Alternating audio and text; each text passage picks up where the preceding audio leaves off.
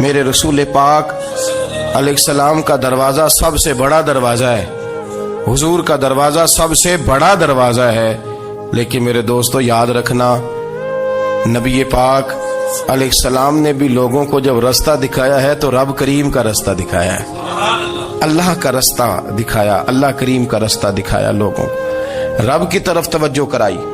میرے رسول کریم سید عالم صلی اللہ تعالی علیہ وسلم نے لوگوں کی اللہ کی جانب توجہ کرائی اور لوگوں سے یہ کہا کہ وہ اپنے رب کریم کی جانب اپنا ذہن رکھیں، اپنی توجہ اپنے اللہ کی جانب مبذول کریں۔ میری بات کو اچھے طریقے سے سمجھیے گا، علم اللہ تبارک و تعالی عطا کرتا ہے تو اسے اللہ کی عطا ہی سمجھنا چاہیے۔ کچھ لوگوں کے پاس علم ہوتا ہے پر علم نافع نہیں ہوتا، وہ ٹامک ٹونجا مارتے رہتے ہیں ساری زندگی۔ علم کو اللہ کی عطا سمجھیں، اپنی عقل پر اپنے شعور پر زیادہ بھروسہ نہ سمجھیں، نظر اللہ پہ رکھیں۔ حضرت مولا علی شیر خدا کرم اللہ تعالی وجہہ الکریم سے کسی نے پوچھا تھا بڑا عالم کون ہوتا ہے؟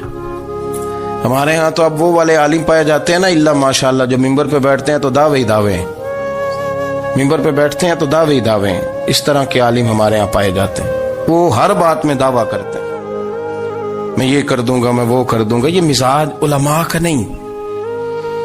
حضرت علی المرتضیٰ سے کسی نے پوچھا بڑا عالم کون ہوتا ہے؟ فرمایا بڑا عالم وہ ہوتا ہے کہ جسے مسئلے کا پتہ نہ ہو تو وہ کہہ دے مجھے نہیں پتا، میں پتہ کر کے بتاؤں گا، غلط بات بیان نہ کرے۔ امام مالک سے کسی نے کوئی مسئلہ پوچھا تو آپ فرمانے لگے مجھے اس سوال کا جواب نہیں آتا، ہمارے بزرگ سمجھاتے کیا ہے؟ وہ کہنے لگا آپ اتنے بڑے امام ہیں تو اس سوال کا جواب نہیں آتا۔ آپ فرمانے لگے اگر مجھے ہر سوال کا جواب آتا پھر تو میں خدا ہوتا، مجھے ہر سوال کا جواب نہیں آتا، مجھے تو اتنا آتا ہے جتنا میرے رب نے مجھے عطا کر دیا ہے۔ اپنی نظر اللہ پہ رکھیں، نکل آئیں اس معمے سے باہر کہ میں کوئی بلا ہوں، مجھے بڑا پتہ ہے، میرے پاس 6 ڈگریاں ہیں، مجھے 10 جگہ پہ تدریس کا شغف حاصل ہے، اس سے نکلیں باہر۔ قرآن مجید دیکھیے گا، اللہ تعالیٰ نے ارادہ قدرت فرمایا کہ میں حضرت آدم کو بناؤں گا، پھر بنانے کے بعد فرمایا فرشتوں سجدہ کرو آدم کو، سب نے سجدہ کیا الا ابلیس ابا واستکبر وکان من الکافرین، سب نے سجدہ کیا سوائے ابلیس کے، اس نے انکار بھی کیا، تکبر بھی کیا اور کافروں میں سے ہو گیا۔ تو یہ جب اللہ تعالیٰ نے سجدہ کرایا تو کیسے کرایا؟ اللہ تبارک و تعالیٰ نے نا حضرت آدم کو علم سکھایا خود، وعلم آدم الاسماء کلہا، خود اللہ فرماتے ہیں کہ میں نے جناب آدم علیہ السلام کو تمام اشیاء کے نام سکھائے، سب اشیاء کے نام سکھائے۔ تو وہ چیزیں پھر میں نے نا، اللہ فرماتے ہیں میں نے فرشتوں پہ پیش کی، میں نے کہا کہ بتاؤ ان کے نام کیا ہے، تو فرشتوں نے جو جواب دیا وہ سمجھنے والا ہے۔ اللہ نے چونکہ خود علم سکھایا تھا حضرت آدم کو، جناب آدم سکھایا تھا لیکن فرشتوں کو نہیں سکھایا تھا، تو اللہ کریم نے فرمایا فرشتوں یہ بتاؤ ان چیزوں کے نام کیا ہیں؟ تو فرشتے کیا کہتے ہیں؟ فرشتے عرض کرتے ہیں قالوا سبحانک لا علم لنا۔ آپ کبھی یقین کریں اس چیز کی لذت لیں تو مزہ آ جائے۔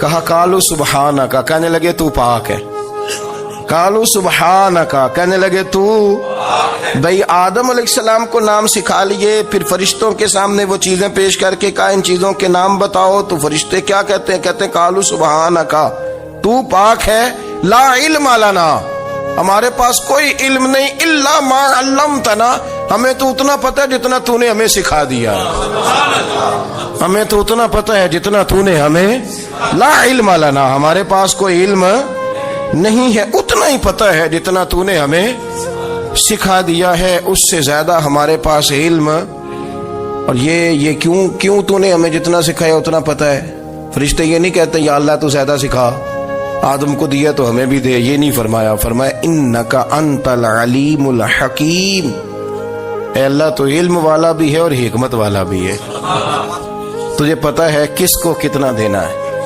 جتنا تو نے مناسب سمجھا جناب آدم کو دیا اور جتنا تو نے بہتر سمجھا وہ تو نے ہمیں عطا فرمایا۔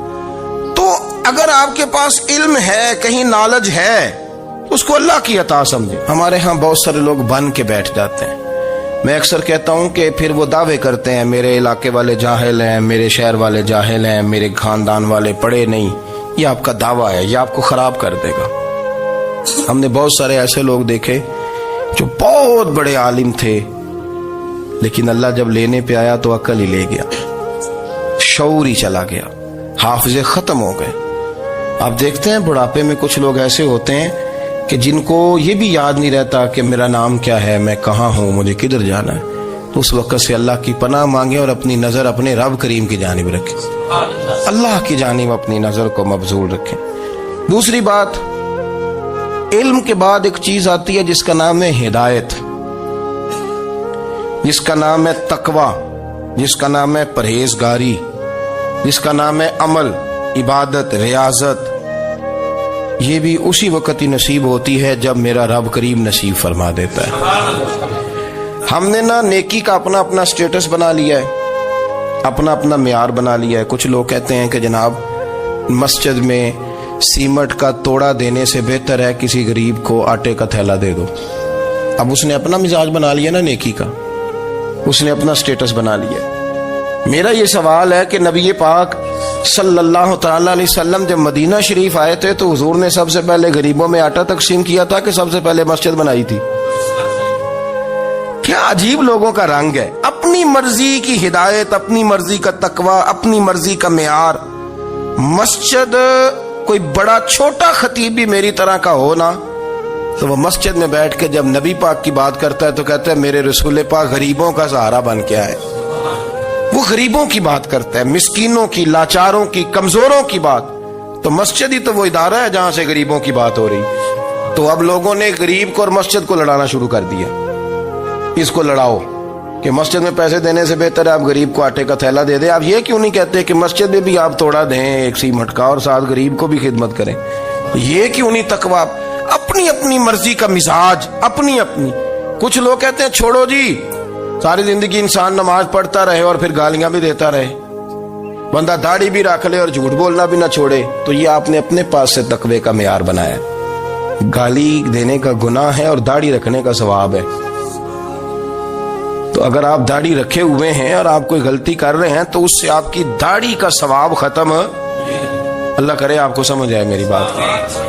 آپ کوئی غلطی کر رہے ہیں، داڑھی کا ثواب اس سے ختم، وہ اپنی جگہ پہ قائم ہے چیز۔ اپنی مرضی کا کیوں تقوی کا معیار بناتے ہیں؟ تقوی کا مزاج اپنی مرضی کا نہ بناؤ، اللہ کی بارگاہ سے دعا مانگو کہ یا اللہ ہمیں ہدایت کا نور عطا فرما، اللہ تو ہمیں رستہ دکھا، تو بتا کہ ہدایت کیا ہے۔ تو رب فرماتا ہے اللہ ولی الذین آمنوا، اللہ مومنوں کا مددگار ہے، یخرجہم من الظلمات الی النور، وہ انہیں اندھیروں سے نکالتا ہے اور نور کی طرف روشنی عطا فرماتا ہے۔ اندھیروں سے نور کی طرف اللہ لاتا ہے۔ اللہ ولی، اللہ مومنوں کا ولی ہے، وہ انہیں اندھیروں سے نور کی طرف نکالتا ہے۔ ہدایت ہمیشہ اللہ کی طرف سے سمجھے۔ جب وہ نماز کی توفیق دیتا ہے تو اپنے فضل سے دیتا ہے، جب وہ ذکر کی توفیق دیتا ہے تو اپنے فضل سے۔ ہم سمجھتے ہو جی فلانا نہیں پڑھ رہا بڑا بیوقوف ہے، فلانا نہیں پڑھ رہا، تو تم کیا اپنی عقل کے زور پہ پڑھ رہا ہے؟ میں جی اللہ کے فضل سے 2 سپارے پڑھتا ہوں، تو کس پہ احسان کرتے تو 2 سپارے پڑھ کے رویا کر کہ اگر مالک تو بڑا قریب نہیں۔ بڑے لوگ ہیں جن کو پورا قرآن حفظ ہے پر انہیں پڑھنے کی توفیق نہیں، تو انہیں فضل کیا اور مجھے توفیق دے دی ہے پڑھنے۔ رویا کر، پڑھ کے رویا کر، راتی ساری کر کر زاری، وہ نیند اکھاں تھی توندے تے فجرے اوہی گناہگار کہاون سب تو نیوے ہوندے۔ مہربانی کریں، ڈریں، نیکی کریں تو پھر ڈریں، پھر احساس پیدا کریں، پھر اپنے اندر وہ کمزوری لائیں کہ توبہ توبہ مجھے تو پتہ ہی نہیں، تو جانتا ہی نہیں۔ حضرت سیدنا امام اعظم ابو حنیفہ رحمۃ اللہ تعالی علیہ کے ساتھ ایک شخص کہتا میں نے نماز پڑھی تو عشاء کی نماز تھی۔ یہ جو لوگ بڑے ہوتے ہیں نا، جن کے پیار کرنے والے بڑے ہوتے ہیں، ان کے گرد خوف بھی بڑا ہی ہوتا ہے، انہیں بڑا ڈر لگتا ہے، بڑی بعض اوقات آزمائش ہوتی ہے ان کی۔ عشاء کی نماز کہتے پڑھی تو امام صاحب نے نا عشاء کی نماز میں تلاوت کی آیتیں فَمَن يَعْمَلْ مِثْقَالَ ذَرَّةٍ خَيْرًا يَرَهُ وَمَن يَعْمَلْ مِثْقَالَ ذَرَّةٍ شَرًّا يَرَهُ، فرمایا جو ذرہ برابر خیر کرے گا وہ بھی قیامت میں دیکھے گا، اور جو ذرہ برابر شر کرے گا وہ بھی قیامت میں اس شر کو دیکھے گا اس کے سامنے آئے گا. تو وہ شخص کہتا ہے کہ سارے لوگ نماز پڑھ کے چلے گئے تو امام صاحب رحمت اللہ علیہ نے اپنی داڑھی پکڑی رو رہے ہیں. کہتے ہیں وہ ذرہ برابر نیکی کا بدلہ دینے والے، وہ ذرہ برابر شر پہ سزا دینے والے میری سفید داڑھی کو دیکھ. مالک میرے ذرے ذرے سامنے نہ لانا، لوگ تو میری بڑی قدر کرتے ہیں دنیا، میں تو بڑا پہچانا جاتا ہوں، لوگ تو میری راہوں میں پھول لیے کھڑے ہوتے ہیں، مجھے بڑا نوازتے ہیں. قیامت میں رسوا نہ کر دینا، میرے لیے مشکل ہو جائے گی. وہ کہتے ہیں میں نے امام صاحب کا درد دیکھا، مجھے کوئی کام تھا تو میں چلا گیا. میں نے کہا کہ وہ اس وقت اللہ کے حضور حاضر ہیں تو میں دوبارہ آؤں گا. کہتے ہیں میں تہجد کا وقت آیا تو امام صاحب وہیں بیٹھے تھے اور ان کی داڑھی آنسوؤں سے بھری ہوئی تھی اور زور سے داڑھی پکڑی ہوئی. کہنے لگے مالک رسوا نہ کر دیں، قیامت میں رسوا نہ کر دیں. یار جو ہدایت یافتہ لوگ تھے وہ تو ڈرے ہوئے تھے، وہ تو سہمے ہوئے تھے، وہ تو کہتے تھے یہ اس کا فضل نہیں، اس نے بلا لیا، یہ اس کا کرم نہیں.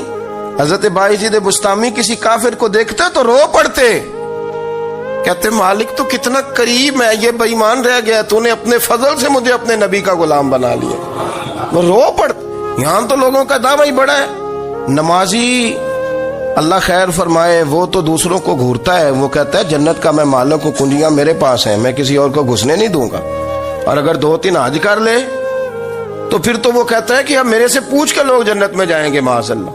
اور اگر وہ 2 4 5 7 دفعہ کوئی نفل پڑھ لے تو پھر وہ کہتا ہے چھوڑیں جی سارے لوگ بے عمل ہیں، میں اکیلا نیک ہوں. نہ ایسا کریں، اپنی توجہ اپنے رب پہ رکھیں، اپنی توجہ اپنے معین الملت والدین، عطائے رسول، ہند الولی، غریب نواز، خواجہ معین الدین چشتی، حضرت خواجہ اجمیر، شاہ اجمیر، شاہ اجمیر، والی ہندوستان.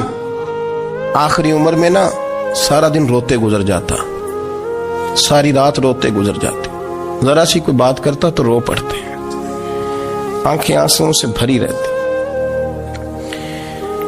کئی دفعہ اپنے بھی پریشان ہو جاتے ہیں نا کہ یار تو ایک بات کی جان ہی نہیں چھوڑ رہا. تو خواجہ قطب الدین صاحب بختیار کاکی سے لوگوں نے کہا کہ آپ مرشد سے بات کریں، اتنا بھی تو نہیں نہ رونا چاہیے، ہر وقت اس کے آنسو کی کریے. عاشق دا کام ہی رونا تونا تے بنا رویوں نہیں منظوری. یہ عاشق سدا ہی روندا رہندا ہے، پاویں وصل ہوئے تے پاویں دوری. ہر وقت رونے کا کیا مطلب ہے؟ تو خواجہ قطب صاحب کہتے ہیں میں قریب گیا تو میں نے پیر دبائے، میں نے کہا سونیا لوگ تو کچھ بھی نہیں کرتے، تو نے تو کمال کر دیا، 90 لاکھ آدمی مسلمان کر دیا، دنیا کچھ نہیں کرتی، تو نے 50 سال ساری رات مصلے پہ بیٹھ کے رب راضی کیا.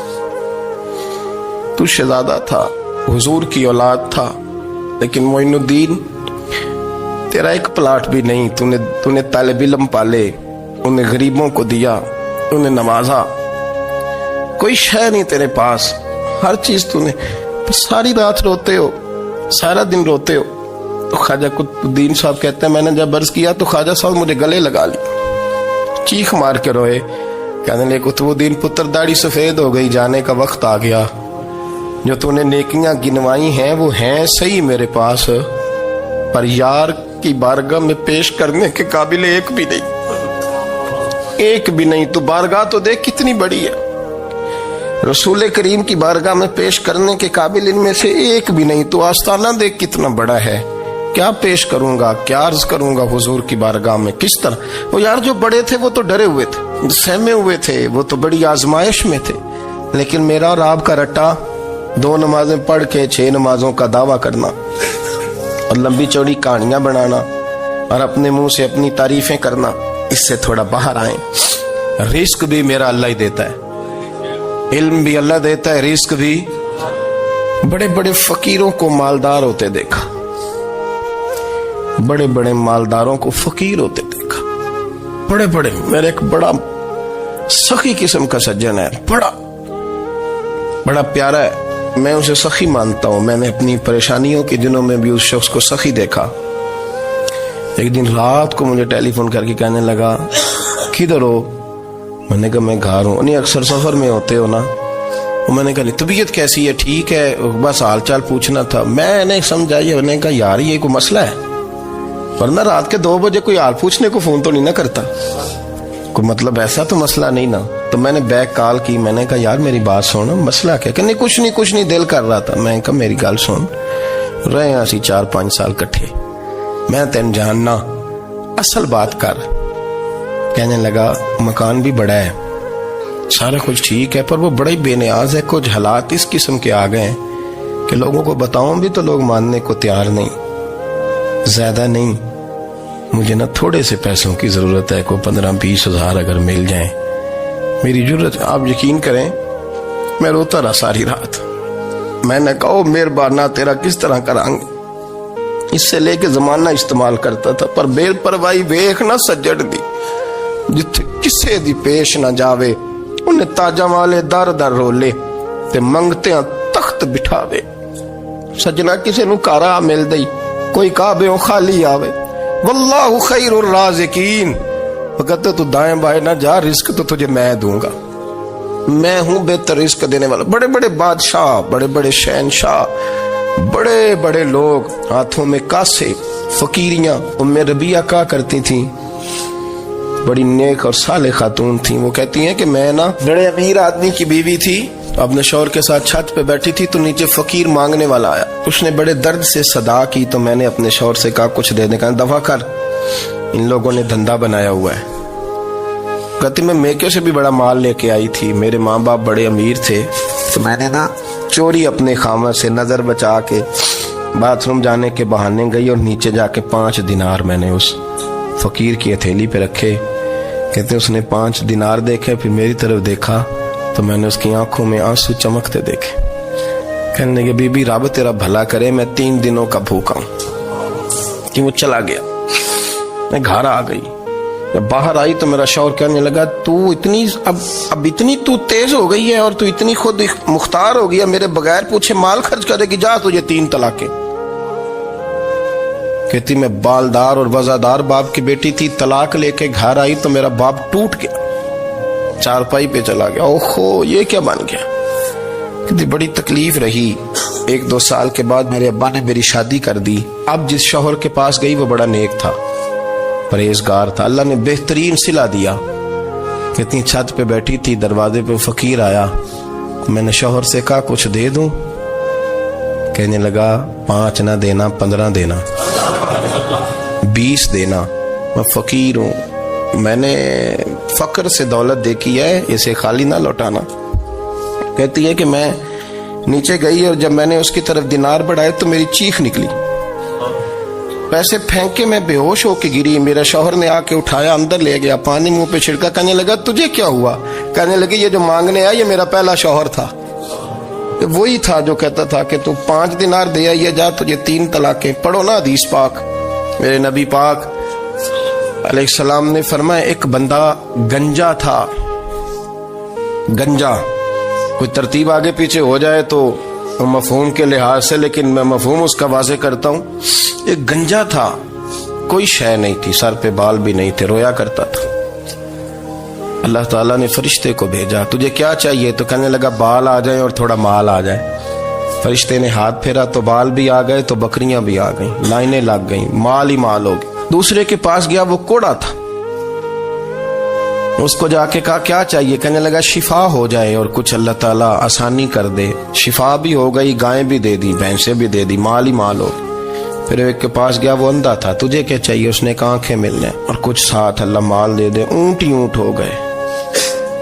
جب بڑا نواز دیا تو پھر مالک نے امتحان لینے کا ارادہ کیا. یاری تیری سونا ہے پر آزمائشاں بھی تیریاں اگ, آزمائشاں تیریاں, صحیح کہہ رہا ہوں, آزمائشاں تیریاں, یاری تیری سونا ہے پر آزمائشاں تیریاں. اے سونا پرکھیا جامدائی, پہلو نال لگاں دے لگ.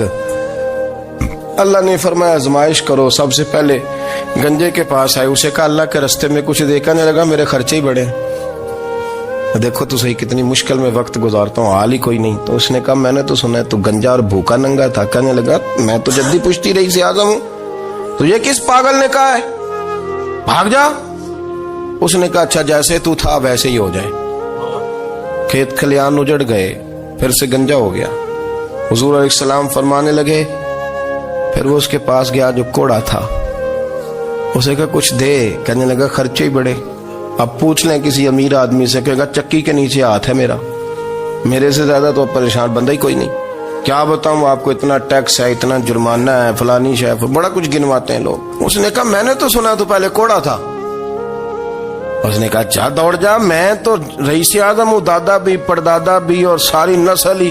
اس نے کہا اچھا جیسے تو تھا ویسے ہی ہو جائے۔ پھر وہ گیا اندھے کے پاس اور جا کے کہا اللہ کے نام پہ کچھ دے۔ تو وہ کہنے لگا رب کے نام پہ؟ یہ کھڑے ہیں اونٹ، جتنے تیرے دل کرے لے دا۔ اس نے کہا کیا معنی اس بات کا؟ کہنے لگا یار تجھے کیا بتاؤں، میں تو اندھا تھا، میں نے تو کبھی دنیا دیکھی نہیں تھی، پھر اس کریم نے فضل کیا تو مجھے بڑا کچھ دکھایا، میں کیا بتاؤں، میرا دل کر رہا ہے کہہ دوں کہ پھر اس نے کعبہ دکھایا، پھر اس نے روضہ رسول دکھایا، پھر اس نے ریاض الجنہ کے سجدے دکھائے، پھر اس نے اپنے محبوب کے دروازے کی رونقیں دکھائیں، اس نے بڑا کچھ دیا، اس نے بڑا نوازا۔ میرے پاس تو شاید میں بدکار پرانا خادم، کسے در ملی نہ ٹوئی، واصف یار نے نظر جو کی تھی پھر واصف ہی ہوئی، یہ تو اس کا کرم ہوا۔ تو یہ وہ کہنے لگا تو اللہ کے نام پہ جان مانگ، میں وہ بھی دینے کو تیار، میرے پاس تو شے کوئی نہیں تھی، مجھے تو اپنا پتہ ہے، میں تو کوئی شے نہیں تھا، کچھ نہیں تھا میرے پاس، یہ تو ان کا کرم ہے کہ رخ ان کا ادھر ہے، اور مختصر سی میری کہانی ہے، یہ جو بھی ہے ان کی مہربانی ہے۔ تو وہ کہنے لگا میں بھی کچھ لینے نہیں آیا تھا، تیری آزمائش ہی کرنے آیا تھا، تیری عزتیں بھی سلامت رہیں گی، تیرا مال بھی سلامت رہے گا، تیری شفا بھی۔ اپنی زندگی میں کبھی بھی اللہ کی بارگاہ سے توجہ ادھر ادھر نہ کریں، چھوڑیں لوگ کیا کر رہے ہیں، دنیا کیا کہہ رہی، کبھی بھی اپنی توجہ دائیں۔ ہمارا یہ مسئلہ بن گیا کہ ہماری سیاست ہے، ہماری دنیا داری ہے، ہم بندوں کو راضی کرنا چاہتے ہیں، ہم دیکھتے ہیں کون کس طرح، اور آپ یقین کریں آپ تھک جائیں گے، بندے راضی نہیں ہوں گے، وہ نہیں راضی ہوتے، آپ ان کو منا کے لائیں گے تو ادھر والے نکل جائیں گے، ادھر کو منائیں گے تو ادھر والے نکل جائیں گے۔ اس چکر سے باہر آئیں، اس رب کو راضی کریں جو فرماتا ہے ان الذین آمنوا وعملوا الصالحات سیجعل لهم الرحمن ودا۔ فرمایا تو ایمان لانے کے بعد نیک عمل کر، میں لوگوں کے دلوں میں تیری محبت پیدا کر دوں گا، رحمان لوگوں کے دلوں میں محبت ڈال دے گا، اللہ لوگوں کے دلوں میں۔ اپنی نظر ہمیشہ اپنے رب پہ رکھیں، اتنی لمبی چوڑی دنیا داروں سے امیدیں نہ وابستہ کریں۔ میں نے دیکھا ہے لوگ کاسا لیسی کرتے ہیں، کبھی اس کے دروازے پہ کبھی اس کے دروازے پہ، ان چکروں سے باہر آئیں اور اپنے رب کی بارگاہ کی طرف توجہ کریں، استغفار شوق سے پڑھا کریں، اور اکیلے میں نا، اکیلے میں حضرت رئیس المتکلمین مولانا نقی علی خان صاحب رحمۃ اللہ نے لکھا ہے کہ فرعون 500 سال حکومت کر گیا، یہاں تو 5 سال کی حکومت کی پیر لڑکھڑاتے ہیں، 500 سال۔ ہمارے اصل وجہ یہ تھی کہ دنیا جب سو جاتی تھی نا تو اوپر چادر لے کے تو مسلح پہ بیٹھ جاتا تھا اور ہاتھ باندھ کے کہتا تھا رب تو ہی ہے، میرا پردہ نہ کھولنا، مالک تو ہی ہے، کرم نوازی کرنا، میری پکڑ نہ کرنا۔ وہ بے ایمان ہو کے اگر 500 سال ہاتھ باندھے تو گزارا کر لیتا ہے، تو ایماندار ہے، پر مسئلہ یہ ہے کہ تو رات کو بکل مار کے ہاتھ نہیں نہ باندھتا، تو منت نہیں کرتا، تو استغفار نہیں کرتا۔ توبہ کریں تو بچے رہیں۔ وہ اتنی لمبی حکومت کر گیا چونکہ رات کو کہتا تھا مالک رب تو ہی ہے، لیکن مہربانی فرما، میری پکڑ نہ فرمایا تو اللہ نے تو اس کو مہلت دے دی۔